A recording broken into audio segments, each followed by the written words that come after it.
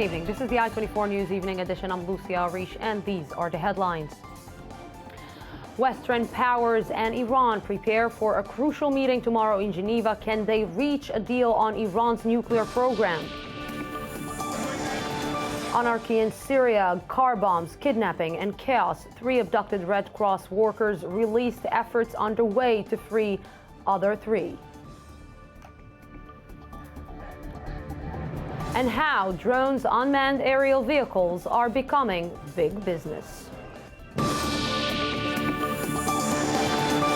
Good evening again. Iranian Foreign Minister Javad Zarif is set to meet EU Chief Catherine Ashton this evening ahead of the P5+1 summit in Geneva tomorrow over Iran's nuclear abilities. U.S. Secretary of State John Kerry said yesterday that the window for diplomacy with Iran over its nuclear program is cracking open, but that no deal is better than a bad deal. I-24 News correspondent Danny Swibel has the story. The P5+1 at long last are set to begin the latest rounds of diplomatic efforts in Geneva with Iran in regards to its nuclear program. Western powers are concerned that Iran is seeking to develop atomic weapons. Iranian President Hassan Rouhani says his country's nuclear program is for peaceful civilian purposes, and since his June election victory, has been trying to ease tensions, raise the hopes of a thaw in relations, and win relief from international sanctions. Just now, I spoke on the phone with President Rouhani of the Islamic Republic of Iran. And after President Barack Obama's historic phone call with the Iranian leader, Washington says it expects Iran's new leadership to show its seriousness about striking a deal by offering a response to proposals put forward this year. That confidence-building plan calls for Iran to freeze its higher-level enrichment of uranium and accept more inspections in exchange for the easing of several second-order sanctions. Western officials also want Iran to stop enriching uranium up to 20% and close its underground enrichment bunker in Fordow. But in an apparent about-face in Iran's tone towards the United States and its Western allies, Iran's deputy foreign minister reiterated that Iran was ready to negotiate the level and amount of uranium enrichment, but dismissed a proposal concerning Iran's nuclear material being sent abroad for reprocessing, and said the shipping of material out of the country is our red line. The world community is currently holding its breath, and speculation on what will come to be in the negotiations is rife. Are the Iranians serious about negotiations over their nuclear program, or is this simply a bargaining tactic to improve relations with the West and ultimately ease sanctions? These could be the last round of talks. They may succeed in reducing Iranian nuclear capabilities, or alternatively, they could bring Iran and the world to war. We've been talking a lot about Israel. Israel has consistently been very skeptical of Iran's intentions at the opening of the Israeli parliament's winter session today. Israel's Minister of Intelligence and Strategic Affairs, Yuval Steinitz, spoke to I-24 News and had this to say on Iran. What is really concerning us tomorrow is a possibility of reaching a bad agreement. Israel is not against diplomatic solution. On the conditions that it will be sufficient satisfactory solution, that Iran will comply with already existing UN Security Council resolution to stop any enrichment, to give up the already enriched material, and to close the facilities in Qom and the heavy water reactor in Arak. If this will take place, we will endorse such an agreement. But if it will be something less than this, if it will be something more similar to the 3 agreements with North Korea that enable North Korea at the end to become military nuclear power, of course we will be against it. And joining me to understand more about this is in the studio is Dr. Meir Litvak, Director of the Alliance Center for Iranian Studies at the Tel Aviv University. Good evening, Mr. Litvak. Thank you very much for coming to the studio. Good evening. So they've been talking a lot about diplomacy and a new age in the relationship between the world and Iran, but the reality is a little bit different. What can be accomplished in this week's talks? No, nothing will be accomplished during this week. You never accomplish anything at the beginning of negotiations. every side, every party presents its toughest position in the first meeting, so that it will have a position to fall back. But it's clear that Iran will not present the first meeting its toughest positions, least concessions, and then maybe it will leave it to some room to maneuver in later meetings. They're going to leave some room to maneuver because from what we're seeing, the sanctions are working and are giving their effects on Iran. And it seems that Iran wants to reach a deal no matter what. Iran wants to reach a deal, obviously, but under certain conditions. Iran will probably insist on maintaining the uranium it has already enriched in its territory. It is unlikely that it will agree to shut down massive number of centrifuges. It is most likely that at the beginning it will agree to increase Western international supervision. It may agree to accept limitations on the enrichment, on the, let's say, amount of uranium enriched and percentage level. All of these concessions by Iran will leave it the option for any time in the future, should it decide to turn back from these concessions, it will be in a position to reach fairly quickly nuclear capability. So we heard today Israeli Prime Minister Benjamin Netanyahu saying that the sanctions are working, the pressure on Iran is working, and that Israel should continue pressure on trying to close Iran and it tries to put the magic on the West. Is this the good strategy for Israel in this case? The sanctions are working. They have an effect, which means that the Iranians do want to reach an agreement, which means that they are susceptible to pressure and then can be forced to make concessions. Now, it is clear that Israel has to maintain the pressure on other countries to continue the pressure on Iran. The question is how you do it. Do you do it in a positive way? We support Western efforts, but we accept the American position, or you criticize everyone else, presenting them as unwise. And what is happening right now is that we're criticizing everybody else. I'm afraid so. And what should Benjamin Netanyahu do? In my view, it should present a sort of a positive way. We support the American position. We support what John Kerry said. We fully agree with the Americans on the need for actions, not only words. What we want to do is to make clear that the Iranians will have no loopholes to circumvent whatever agreement they reach. I think that if you do it in a positive way, you gain more points for Israel, rather than criticize everyone else. Can we actually believe Hassan Rouhani? In every international agreement, there is a level of suspicion, and of course the Iranians have a record of cheating in the past, which means that you have to be extra careful to take all precautionary measures to prevent the Iranians from cheating in the future. Now, this is a common knowledge in every international situation. Dr. Meir Lidvak, thank you very much for coming to our studio and giving us this insight on the subject. Thank you very much. And moving on. Syria is in the headlines once again after a series of violent events in the region, including suicide bombs in Damascus, shooting incidents, and the kidnapping of 7 aid workers. At least 27 people died in car bombings attack in the northwestern region of the country. 4 of the aid workers who were abducted yesterday got released today. U.S. Secretary of State John Kerry announced today that a new international peace conference concerning the Syrian issue is very close. I-24 News reporter Uri Shapiro has more. Bombings, shootings, and Red Cross workers abducted. Just another day in the bloody region of Syria. A rebel video supposedly shows a Syrian warplane being shot today near the Jordanian border. Yesterday, 2 suicide bombs shook the capital Damascus. Today, another car bomb killed dozens.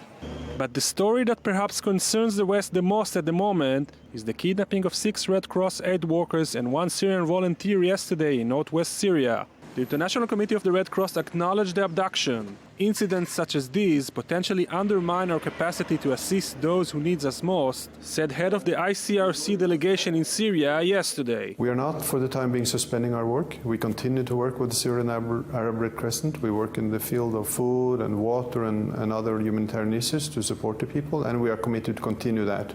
This abduction seems like a slap in the face for the humanitarian organization, which is busy helping Syrians survive. But it is not stopping the organization from continuing its mission in the region. We plan on continuing this work despite this incident. So at this point, it's really trying to talk to as many people as possible to get information about where our colleagues might be. U.S. Secretary of State John Kerry said today that an international conference to be held in the near future to solve this crisis. We believe it is urgent to set a date, convene the conference, and work towards a new Syria. Meanwhile, the UN Organization for the Prohibition of Chemical Weapons continued its mission to locate and destroy chemical weapons. The organization, which won the Nobel Peace Prize on Friday, complained that they have to work under attack, and perhaps summed up the situation in Syria over the last couple of weeks as negotiating under fire. And we just have this in. Initial reports out of Lebanon say security forces have successfully defused a car bomb in the Dahya quarter of Beirut, an area controlled by Hezbollah. And a report from the European Court of Auditors says billions of euros in European aid to the Palestinians may have been squandered or lost to corruption. The report is not yet published, but reportedly says that over 1.95 billion euros were transferred to the Gaza Strip and the West Bank between 2008 and 2012. But there is little control over the spending of the money and controlling corruption. And with me now on the phone to explain this report further is Mati Shoshani, COO at the Jerusalem Institute of Justice. Good evening, Mr. Shoshani. Good evening. It's good to be with you. Thank you very much. And let's try to understand. You're familiar with this report and some of its background. Why is this report surprising to anyone? Well, actually, this report should not be surprising to anyone. We've conducted extensive research in the past on the financial lack of transparency in the Palestinian Authority. And what we found many times is that the Western countries are not looking for transparency. If they wanted to have transparency, if they wanted to have a report of where the money was going, they would have had it. Instead of that, they've been passing on money irresponsibly, basically throwing it at the Palestinian Authority, which has resulted repeatedly in corruption within the Palestinian Authority. So how is it, if you have the information, how is it accepted in the Palestinian Authority to understand that they're actually dealing with a lot of corruption there?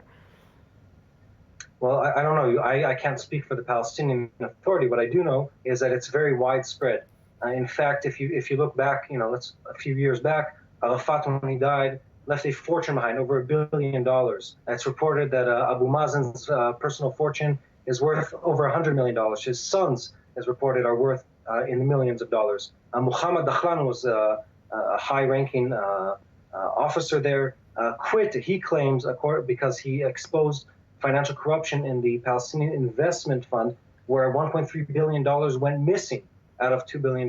So this has been a repeating event in which Western countries have been passing on money to build a water plant or factory, and that water plant or factory are not built. All that exists is a sign and nothing more. Do you, from what you know, is there something new in this report than the previous reports?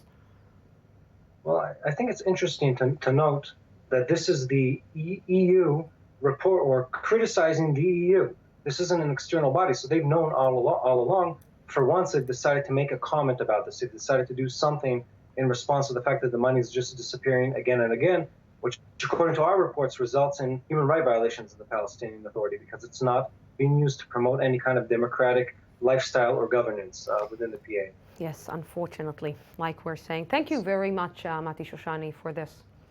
And moving on, the Knesset, Israel's parliament, opened its winter session today with a variety of issues, including peace talks, prisoners' release, and draft reform expected to dominate debates. Our I-24 News diplomatic correspondent was there for the opening earlier today. Good evening, Lucy.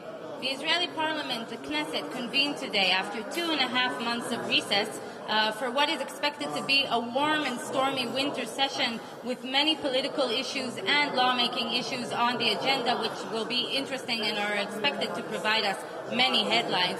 Even though the opening ceremony was quite expected, we had 4 speeches.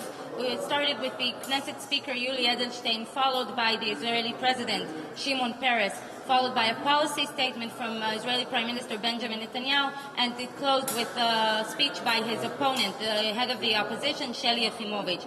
As could be expected, the P5+1 are convening tomorrow in Geneva to meet with the Iranian negotiators for the first time since Hassan Rouhani has been elected. So Iran is on the top of the agenda of many speeches, and especially of Netanyahu's speech. Netanyahu uses his local stage to reiterate his message to the international community, to urge the international community not to ease sanctions. He explains that the international economic pressure has brought the Iranians to change their tone, and to come back to the negotiation table with a much more moderate stand. And he explains that only a combination of tough sanctions together with a credible military threat will bring Iran to dismantle its nuclear program. Netanyahu again reiterates Israel will not allow Iran to obtain a nuclear weapon. And of course, he addresses other regional issues. He talks about Egypt. He talks about the peace treaty, and we might want to notice one point of his speech. He talks about the Arab world. This is the second time Netanyahu has been publicly speaking about the Arab world. He says that the Arab world, this is a time that the Arab world understands, because of the whole regional turmoil, some country understands that Israel is not their enemy, and that there are many mutual interests. And of course, he talks about the Middle East peace process, but not a big portion of his speech was dedicated to the Middle East peace process. But he does say that he is determined to try and achieve peace. But he repeats his demand to the Palestinian leadership to recognize Israel as a Jewish state. That's all from here for the Knesset. Back to you, Lucy. That was, of course, our Tal Shalev, our I-24 News diplomatic correspondent. And moving on, it's day 14 of a partial U.S. government shutdown, and the nation could face its first ever default if an agreement is not reached and the debt ceiling is not raised by, of course, this Thursday. But behind the discussion of Democratic and Republican fightings, who is being affected by the shutdown and how? Here's I-24 News reporter Eli Ochenberg. As the countdown to the day the U.S. will run out of money ticks away, 0 hour only 3 days from now, the big nation is already suffering major losses. Dysfunctional governments are not new to Americans. Since 1976, there have been 17 government shutdowns. The longest was in 1995-1996 for 26 days. There were also 4 separate times that shutdowns lasted only a day. This shutdown is for one. This current and partial shutdown has been going on for more than 2 weeks, and the price is high. The United States is losing about $1.6 billion a week, which works out to $300 million a day, which comes to $12.5 million an hour. One of the most harmed industries due to the shutdown is the travel business. 401 parks, monuments and cultural sites operated by the National Park Service, which are closed, have lost $450,000 per day from entrance fees and in-park activities. The worldwide travelers are, but of course, extremely disappointed. On the 2.1 million federal workers, about 800,000 to 1 million non-defense employees have been sent home and have no idea when will they get paid again. In the meantime, the Washington local businesses are reaching out by offering discounts or even free food for the confused and depressed federal workers. By the way, there will probably not be any immediate development in American space research. 97% of NASA's 1,869 workers have been furloughed, leaving under 600 on the job. This shutdown obviously influenced more than just federal workers. For example, because of the situation, 255 new cancer patients will not be allowed to start their clinical research trials. And there's also the non-financial cost, namely the great frustration of American citizens and their loss of faith in their public representatives. And U.S. President Barack Obama is now set to meet with bipartisan congressional leaders at the White House in just under 2 hours. Our, of course, news desk will be following this story and, of course, updating you on the subject. And still to come on this evening edition. New developments in the case of Madeleine McCann, missing for 7 years. And how drones, unmanned aerial vehicles are becoming big business. The Don't go anywhere. 2 minutes break, and I'll be back.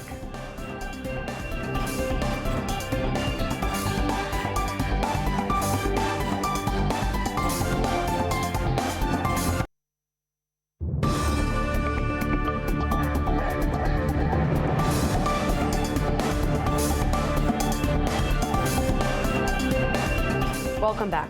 Moscow police have detained around 1,200 people in a raid on migrants after the city was rocked by some of the worst ethnically charged rioting in years. What began as a peaceful protest of the killing of a 25-year-old Russian citizen turned into violent and bloody clashes overnight. The man was killed on Thursday night by what the media is calling and describing as a man of non-Slavic appearance. Nearly 400 people were arrested in the riots and a raid on a train. And we will be looking at this issue up close later in this evening edition in the Daily Debate. And moving on, a court in Malaysia has ruled that the use of the word Allah, meaning God, is exclusive to Muslims. In particular, the court ruled that a Christian newspaper may not publish the word. The ruling is a landmark one that has caused religious tensions and called into question minority rights in the predominantly Muslim country. Let's see the response of the representative of the country's Christian minority. Allah is a term. In the Middle East and in Indonesia, it is a term that is used by both Christians and Muslims. And so you cannot say that it all of a sudden it is not an integral part. Malay language is a language that has many borrowed words. Allah itself is a borrowed word. And I thought that there is only one God, but now it has different names. Now, moving on, British detectives have revealed that key details of the original investigation into Madeleine McCann's disappearance were wrong, releasing 2 images of a man they want to trace as part of the investigation. I-24 News correspondent Shahal Peled follows this unresolved mystery. 6.5 years have passed since Madeleine McCann vanished in Portugal in May 2007. The police have now released 2 new EFIT images of an individual they believe could shed light on the case. The EFITs are clear, and I'd ask the public to look very carefully at them. And if they know who this person is, please come forward. The images were compiled by separate witnesses and show a person with slightly different features, but detectives are convinced it is the same person they are seeking. According to the police, the timeline of the disappearance has now changed significantly. Both images and more information are broadcast today on a BBC Crime Watch special, a 25-minute reconstruction of the events surrounding the disappearance of the girl. Police are hoping to be able to identify the man and establish if he is connected in any way. After the Lisbon police closed the case in 2008, Scotland Yard reopened a formal investigation into her disappearance, when new evidence and new witnesses surfaced. So far, there are 41 potential suspects, described as persons of interest, although no arrests have so far been made. After the McCanns were falsely named as suspects and their lives were placed under a microscope, the overwhelming international interest in the case has made it a symbol for the tragic child abduction phenomena and a wake-up call against invasive journalism. And big news for another Israeli startup. Unavo, a mobile analytics company, announced it has been bought by Facebook. The Tel Aviv-based office will become the anchor for Facebook in Israel, the first such office in the country. The terms have not yet been disclosed, but are reported as between a $100 and $200 million deal. And joining me in the studio is Gilad Alpel, Senior Analyst for Excellence Nesuah Brokerage here in Israel. Thank you very much for coming to our studio. Thank you for having me. So another coup for Israeli high-tech. What details do we know about this? Well, just like you say, we know approximately the amount of the acquisition between 100 and 200, and we of course know what the startup does. Basically, they have 2 tools that Facebook obviously found very valuable. The first one is a tool that compresses data and therefore lowers cost for people, for end users that use mobile applications.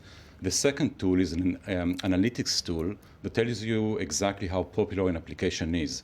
Not merely just how many downloads you have, but actually how many people use it and how much, which is obviously valuable for advertisers, it's valuable for app developers, and obviously Facebook found it useful. How important it is that Facebook has an office here in Israel?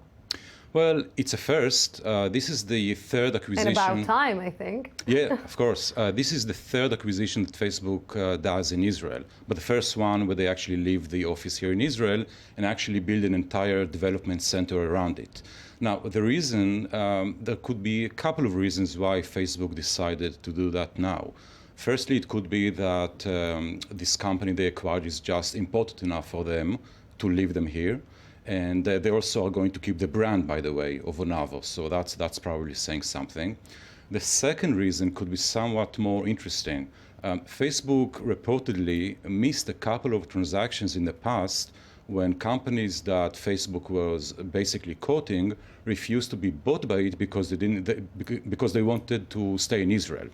And I guess Facebook decided that maybe it's time to kind of go along with the wishes of the companies they want to acquire and leave them where they are, or at least where they want to be.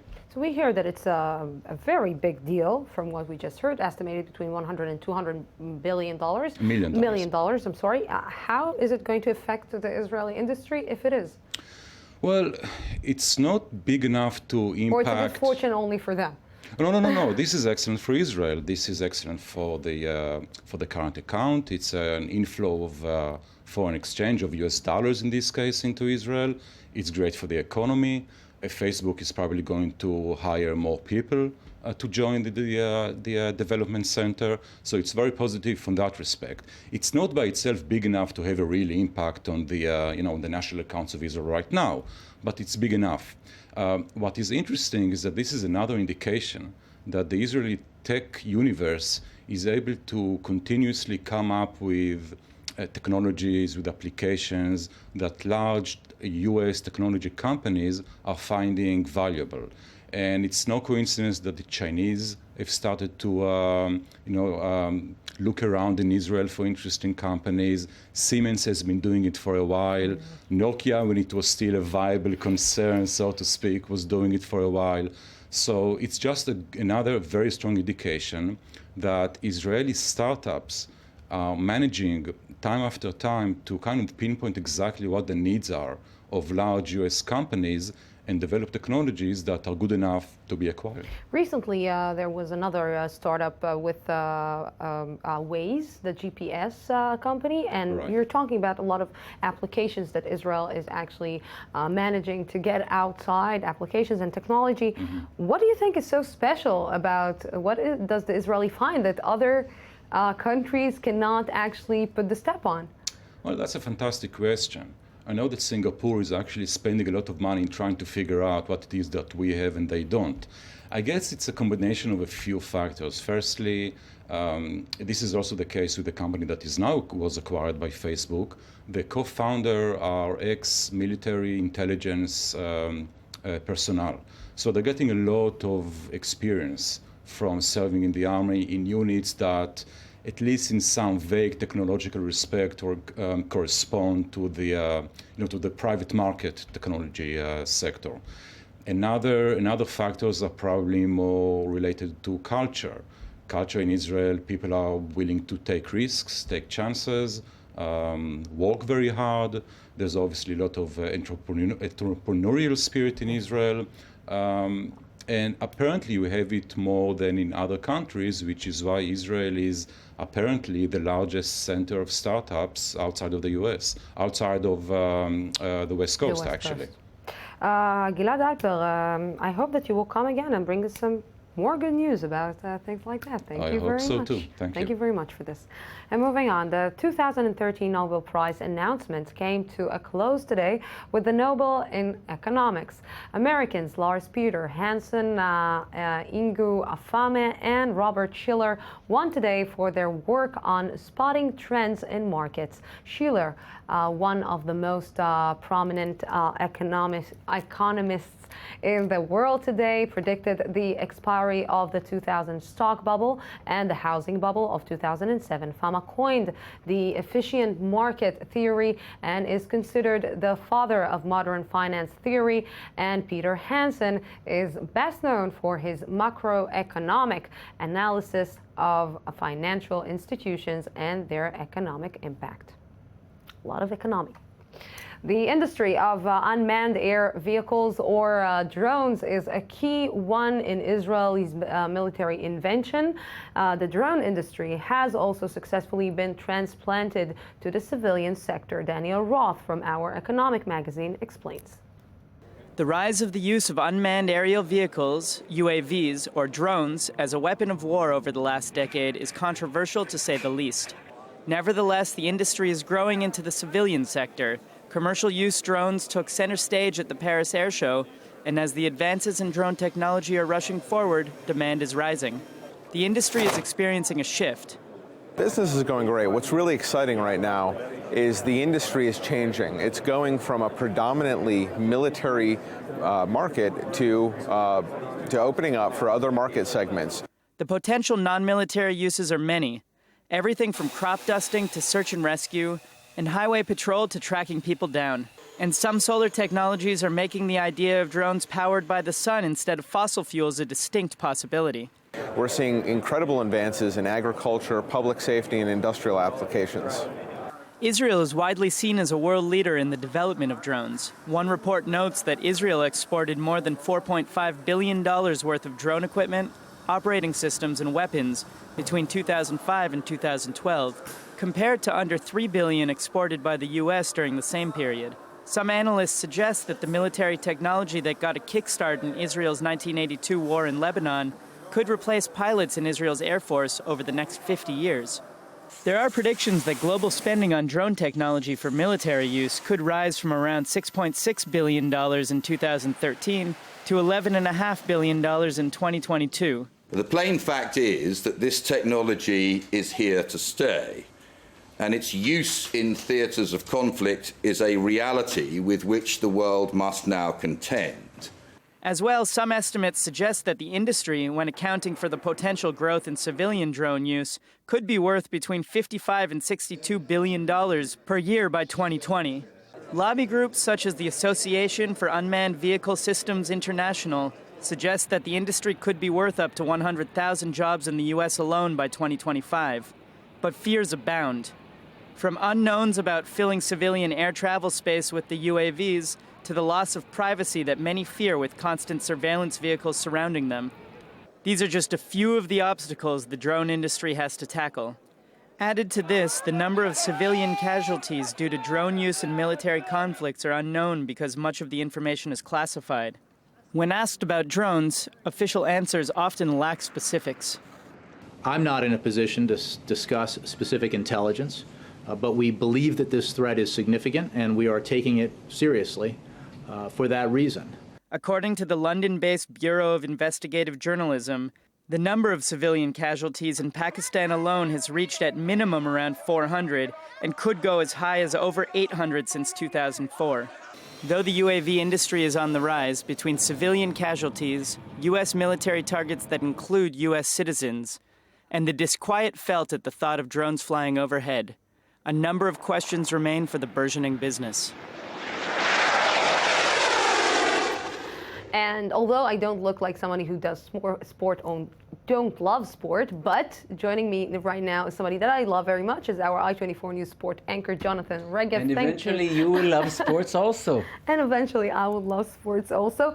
A lot of things are new. The World Cup is almost like around the corner, and we're talking about maybe some surprises. Yeah, qualifications during the weekend. Some strong teams already qualified, some other teams more surprising. One of the most surprising is Belgium. Belgium qualified this weekend for the World Cup in Brazil next summer.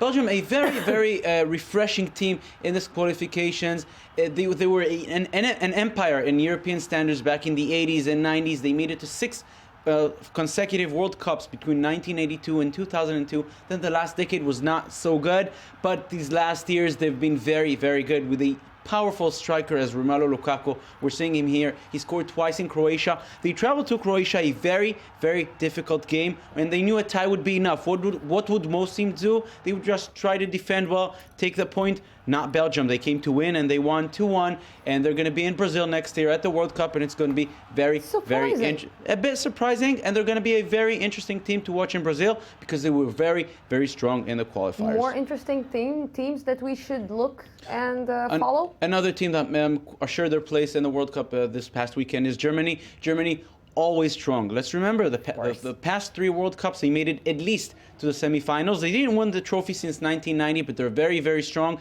And if in the past we'd say Germany is a very strong team, especially strong defensively, now they're also very talented, scoring a lot. 3-0 last weekend against the Republic of Ireland. Very strong team. Perhaps the strongest in Europe. Yes, even stronger than Spain, believe it or not. Very, very strong. Between Germany and Britain is always interesting. 2 Always. World Wars and 1 World Cup. And every game between them brings the best out of the British tabloids. So moving on to Formula 1. Last week you said that I'm a superstar, but you also said a superstar about somebody else, Sebastian Vettel. Right? Sebastian Vettel. He was very, very close to already securing. You're still talking about him this week. Again. Yes, it seems like we have every reason to talk about him. He won the race in Suzuka, Japan, 5th straight win for Sebastian Vettel. Now he was very close to actually achieving the championship. The whole championship this weekend, but he did his part. He won the race, but he needed Fernando Alonso, the second one in the overall standings, to finish out of the top 8. But Fernando Alonso came in 4th, so Sebastian Vettel will have to wait probably just one more race. That the next Grand Prix will be in India. Most probably he will qualify. He will assure his championship back in the next one. Phenomenal, Sebastian Vettel. It's going to be his 4th straight title. Last week you said about him a superstar, and now you're saying him about phenomenal. Okay, I have to think for the next superlative for the next time. So little today, and we're moving on to Roger Federer, who may have to change his coach. Roger Federer, he is probably the greatest tennis player who ever played, but he is getting older. He's not really achieving. He's seeing the younger players, Nadal, Djokovic, Del Potro, achieving greater achievements than him. After losing in the Shanghai Masters to Gael Monfils last Thursday, he decided that's it. He's going to part ways with his coach, going to get a new coach. Roger Federer currently 7th in the world. You ask me, I find it difficult to see him again rising to those levels, being 1st, 2nd, or even 3rd in the world, because Nadal, Djokovic, maybe Del Potro, Andy Murray, who's currently injured, they hold those places. It looks a bit difficult, but Roger Federer, good thing to say about him, he's a fighter. He doesn't give up, and he still wants to be up there with the great ones. And he will. Maybe yes, maybe no. We don't know. Jonathan Regev, it's always a pleasure. Thank you very much for coming. Same here. Thank you, Lucy. And we are going out for a small break, 2 minutes break, and then we're back to the I-24 News Daily Debate, and I'll be here, of course.